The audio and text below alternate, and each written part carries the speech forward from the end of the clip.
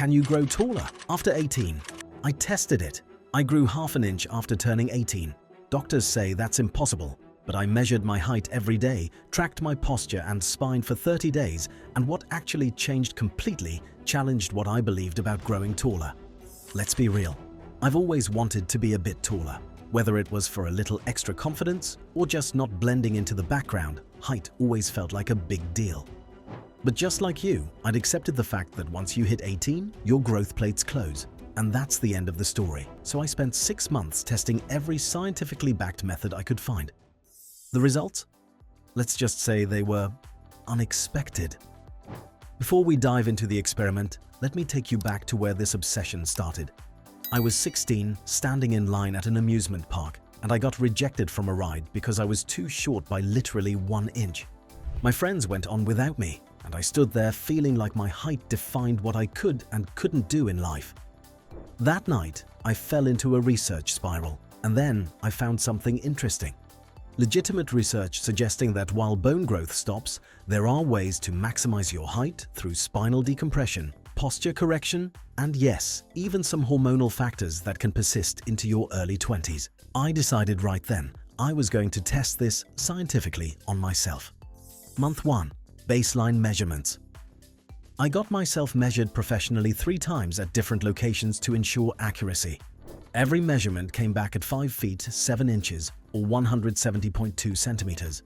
I also got full spinal x-rays from my doctor to document my starting point. She thought I was crazy, by the way. I measured myself every morning at the exact same time because your height fluctuates throughout the day as your spine compresses. Months 2 through 3. The protocol begins. Here's what I did, and I want to be clear. This wasn't about some magic pill. It was about optimizing everything. Sleep. I prioritized 8 to 9 hours of sleep every night, growth hormone releases during deep sleep, and even though my growth plates were closed, I wanted to maximize recovery and spinal decompression.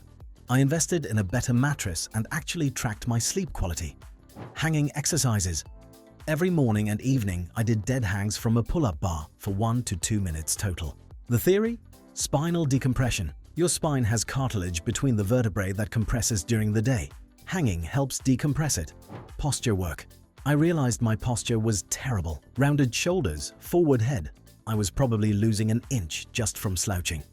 I did daily stretches focusing on hip flexors, chest openers, and core strengthening. I also became hyper-aware of my posture throughout the day. At this point, nothing had changed. And honestly, I thought this was a waste of time. Nutrition.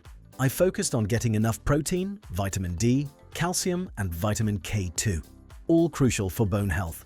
No, I wasn't growing new bone, but I wanted to optimize what I had. Specific stretches, cobra stretches, cat-cow, and a full yoga routine focused on spinal extension. I did this for 20 minutes every single day without fail. The hardest part? The discipline. There were days I wanted to quit, days where I felt ridiculous hanging from a bar like a monkey, but I committed. The turning point. Month 4 is where things got interesting.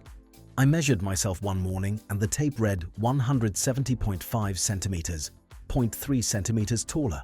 I thought it was a mistake. Maybe I measured wrong.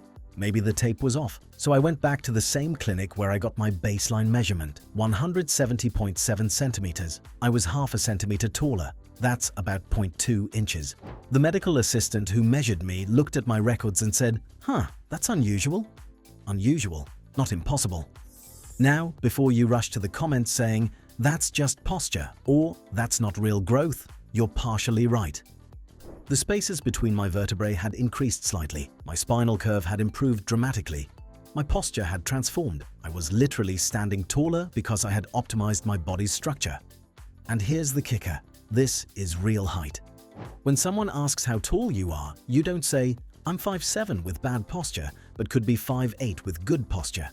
You're as tall as you measure, and I legitimately measured taller. My doctor explained that many people lose 1 to 2 inches of height from poor posture and spinal compression. By reversing that, I essentially unlocked height that was always there, but hidden. I didn't hack my genetics, I fixed my body. This experiment taught me something more valuable than gaining half an inch. It taught me that we have more control over our bodies than we think. While I can't grow my bones after 18, I can optimize what I have. And honestly, the confidence boost from better posture and taking care of my body was worth more than any height increase. I stand differently now. I carry myself differently. And people have noticed, not just the height, but the presence. So, can you grow taller after 18? Technically, in terms of bone growth, probably not, unless you're in that small percentage whose growth plates haven't fully fused. But can you maximize your height and potentially add anywhere from half an inch to 2 inches through posture correction and spinal health? Absolutely. If you're someone who's obsessed with height like I was, I want you to hear this. Your worth isn't measured in inches. But if you want to stand as tall as your body allows, there are legitimate, scientifically supported ways to do it. If you found this little experiment interesting, I want you to do 3 things like this video and comment your height and type 30 days if you would commit to this challenge. I'll pin the best transformations. And third, subscribe because next week I'm revealing the biggest mistakes that actually make you shorter. And 90% of people do at least one of them. Don't let that be you. At the end of the day, I didn't magically grow taller in the way I'd hoped, but I learned something way more valuable about posture and confidence. It's not always about the numbers on a tape measure, it's about how you carry yourself. So stand tall, own your height, and keep working to be the best version of yourself. Thanks for following along, and don't forget to like and subscribe for more real-world experiments.